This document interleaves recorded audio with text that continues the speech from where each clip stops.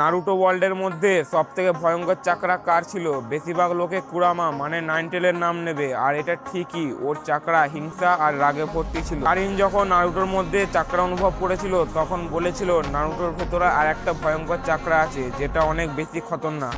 কিন্তু এই সব কিছু বদলে যায় যখন নারুটোর সাথে সাসকের শিপুডেনের মধ্যে দ্বিতীয়বার দেখা হয়। সাসকে নিজের শারিঙ্গান দিয়ে নারুটোর মধ্যে দেখে আর সোজা কুরামার সামনে পৌঁছে যায়। আর কুরামা সঙ্গে সঙ্গে রিয়াক্ট করে বলে যে এই চাকরা আমার চাকরা থেকেও বেশি ডার্কনেসে ভরা। মানে ভাবো, নাইনটেল যে নিজেই হিংসার প্রতীক, সে সাসকের চাকরাকে নিজের চাকরা থেকে খতরনাক বলে। আর কুরামা এখানেই থামে না, ও বলে যে এমনটা যেমনটা আমি মাদ্রা উচিয়ার মধ্যে অনুভব করেছিলাম। মানে সাসকে প্রেজেন্ট এতটা ডার্ক ছিল, ও কুরামাকে মাদ্রার কথা মনে করিয়ে দিয়েছিল। পরে যখন ইতাচি ডেট হয়ে যায় তখন সুইগেস্তু বলে সাসকের চাকরা অরুচিমারু কার্সমাকবালা সেকেন্ড স্টেজের থেকেও বেশি খতরনাক হয়ে গিয়েছিল। মানে এটা পরিষ্কার, সাসকের চাকরা শুধু পাওয়ার ছিল না, একটা ভয়ঙ্কর বিপদ ছিল।